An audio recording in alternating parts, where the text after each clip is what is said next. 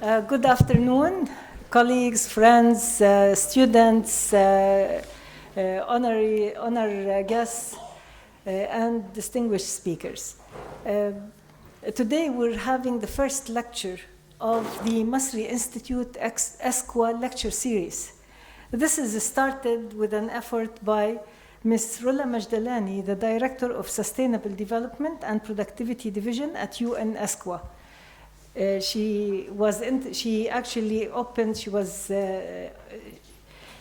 opened our workshop last January on financing energy projects, and then over there we started the communication. This was followed by a visit by Ms. Radia Sidawi to AUB. She met with the dean, the associate dean, the energy studies students, and students from engineering who showed interest in internships at ESCWA. And we thought, what is the best way to enhance the cooperation? And the lecture series is only a start of this cooperation. The way the format of today's seminar is going to be like this. I will be introducing the moderator, Dr. Nasser Htayet, and then he will be in charge and responsible of introducing our distinguished speakers. Each one will have a 15-minute presentation, and we would like this session to be more question and answer session. It's all videotaped so that those who are not able to attend will be can also watch this on the Masri Institute website. So I'll be introducing Dr. Htayet. Dr. Nasser Htayet, he's a board member of the Lebanese Petroleum Authority. He has been involved in energy sector, nuclear, oil, and gas for 32 years. He started as researcher and engineer in geomechanics of reservoirs with major European petroleum company. Afterward, he joined nuclear industry as geoscientist and head of geoscience directorate. His activities revolved around R&D that contributed in driving forward the knowledge of conventional and unconventional hydrocarbon resources. In parallel, Dr. Htayet was board member of French Nuclear Public Agency and senior expert at the International Nuclear Energy Agency of the Organization for Economic Cooperation and Development. After nuclear, he switched gears. He joined back the petroleum industry to become expert and technical authority for design and development of liquefied natural gas plants. Before joining the Lebanese Petroleum Authority as board member in 2003, he contributed to the development of hydrocarbon fields in Arctic regions. He has initiated several patents and has authored numerous scientific publications. During his industrial career, he has also acted as a professor at Paris Tech, Polytechnique School, Grenoble, and Lille universities. He had engineering degrees, master of philosophy, and PhD from Grenoble Institute of Technology and the MBA from HEC Paris. In 2004, he was the president of the Lebanese Petroleum Authority. Now he's in charge of engineering and technical development inside the LPA.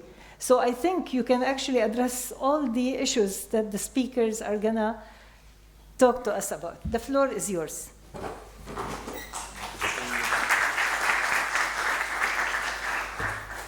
Merci, Nisreen. Ladies and gentlemen, I would like to thank Masri Institute and Dr. Nisreen Ghaddar for this invitation to moderate the debate about oil and gas prices and electric vehicles and their impact on oil markets. The factual picture of oil and gas prices is the following one. 20 months ago, oil prices were around $100 to $120 WTI or Brent. 1 month ago, the price was falling to 25 to 30 US dollar. In Venezuela and Kuwait, the price has fallen to 19 to 23 US dollar. It is a drastic drop. Meanwhile, natural gas prices have also dropped from, for example, $5 to $7 in US to $1.7 last week per million BTU, and from 11 to 13 US dollar to 4.01 yesterday at Germany border. In Asian markets, prices are now between 6 to 8 US dollar instead of 13 to 23, 24 months ago. 2 years ago in Lebanon, we negotiated a price of 15 to 21 US dollar to import natural gas. We didn't sign. We are happy for this. Now, Israelis are importing natural gas from Trinidad for 4.5 US dollar. This is a huge threat to the nascent oil and gas industry in Israel. The picture is complicated, and we have a lot of questions. First one, can we think that gas price is still linked, indexed to oil price? As alternative to oil and gas energy, several countries are using alternative energies and developing new industries, solar, wind, and electric vehicles. Are these new industries the response to overcome the permanent oil and gas crisis in industrialized countries? It is legitimate to ask us, what are the reasons behind this 20 months of a price crisis and the current state of markets? Is it linked to offer and demand, Syrian crisis, Cold War between Gulf countries and Iran, Russian rules, the opening of new gas provinces in East Africa or other regions, the intensification of shale oil and gas production, the new dynamic policy energy in Europe to diversify energy origins? We have a lot of questions. We have also questions for regional, for Levant Basin, for Nile Delta, and for Lebanon. Is it still our interest to continue bidding process in Lebanon? It's for you. And finally, we are waiting question, at least partly from our three distinguished speakers, Carole Nachle, Radia Sadawi, and Ian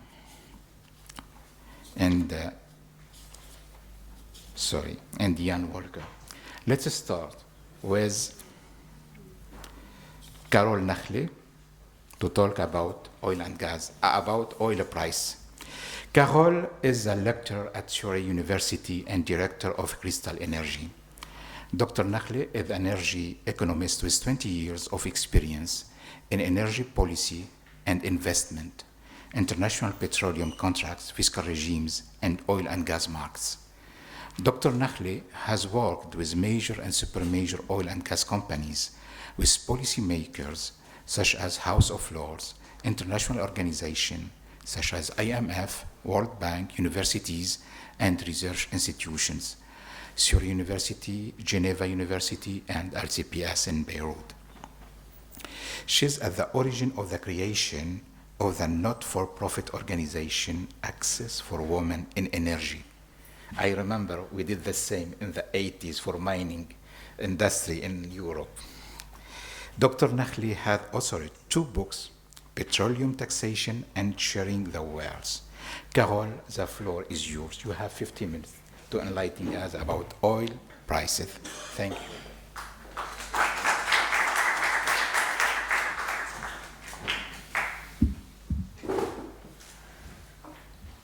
Good afternoon, everybody. I'm really very happy today because this is my first lecture at a Lebanese university ever, and it happens to be the AUB, even though I got my first degree from the Saint Joseph University. So I'm really happy to be here and to deliver this lecture. And equally important is the fact that I'm going to talk about a very timely topic. You may have read the newspapers or they watch TV about OPEC meeting on Sunday. So what we're going to talk about today in the next 15 minutes and later is something quite timely. I thought a reasonable title for this presentation would be, how did we get here and where are we going next? And I can tell you from now the conclusion, I don't know where we're going next. Hopefully we can come up with a conclusion together. But first, let's look at the oil price dynamics in the last 5 years. So if you think from 2011, 2010, up to summer 2014, we saw, as Dr. Hotayt says, a rapid decline, a collapse in the oil price. And we moved from a high band of over 4 years of oil price hovering, rather very stable, around $100 a barrel. Then we moved from this high band to this low band price post-summer 2014 and 2015. So we quite moved from completely two different situations. Now, of course, for an economist like me, this did not happen completely unexpectedly.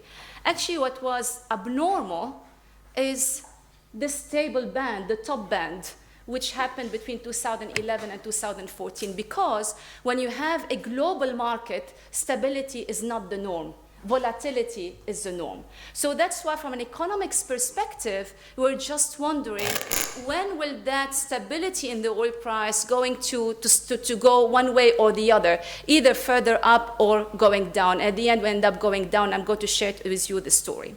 So first of all, just remember that having stability in the oil price is abnormal for a global oil market, as we have here. Second, this is not the first time that this happens. We had these kind of collapses before. If you look at the history of the oil market, it's not the first time that this happened. We just got used to this high band of $100 a barrel. Now, what happened, which was pretty different from before, is the reaction of the market players, in particular OPEC. Because usually we tend to see OPEC cutting production when oil prices collapse in order to encourage a recovery in the oil price, as we saw in 2009 and 2010. But for this time, they did not do that. They just did not cut any production. And this is where people started to talk about some, what we call, maybe some conspiracy theories. And you may have seen this very famous publication from The Economist, the sheikhs versus the shale producers in North America and the USA. But when you look at the numbers, when you study really the numbers carefully, you can see that there was no major conspiracy. OPEC reacted rationally, and US producers were driven by commercial decisions taken by independent producers.